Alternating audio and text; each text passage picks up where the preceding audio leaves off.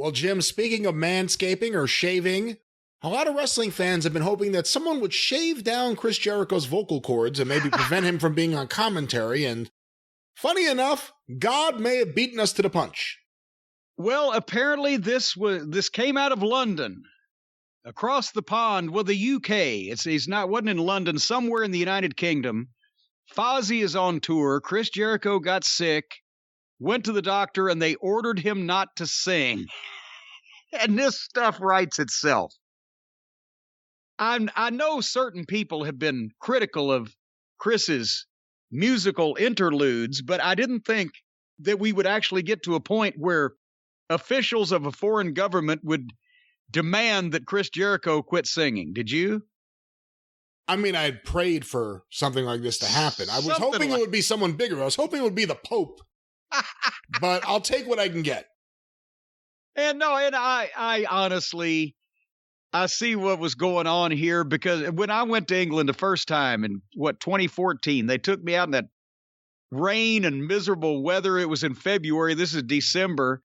And I got sick and I had to go to the doctor. And I remember telling the people at the time that their medicine over there actually works, and you can get in to see a doctor just any old time you want to, and it doesn't cost you an arm and a leg.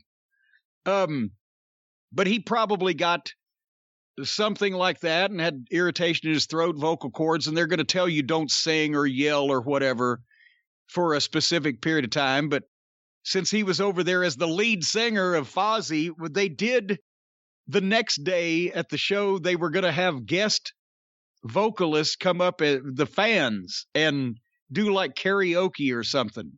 And he was going to, I don't know, stand there and hold the words up on a poster board. I don't know, but medically that's probably what it is. But still, it was good to see that somebody agrees with us, and somebody with some authority ordered Jericho to quit singing.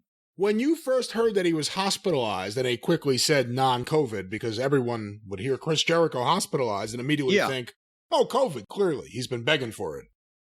When you heard that, was your first thought syphilis? Oh, come on. Come on now. It's taken many a man down. My first thought would always be the gonorrhea, not the syphilis. Fair enough.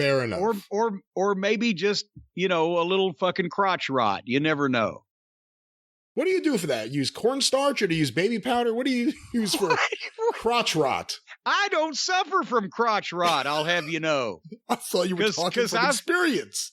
I know, I got the Manscaped folks on my side. I don't suffer from crotch rot. That's from people that don't fucking take care of their swampy areas. Well, let's go back to what I said earlier. Speaking of rot, let's talk about audio rot.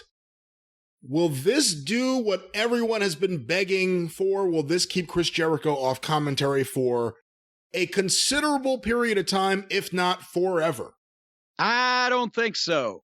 Because if they released him after only one day, I would assume that if he's got bronchitis, or maybe a viral infection or a strep throat or whatever, I don't think it's going to affect, in a long-term basis, his commentary skills or lack thereof. That's quite sad. But we can only hope. We can still keep our fingers crossed. But I don't know. I don't think we've got a brief respite, but I don't expect any long-term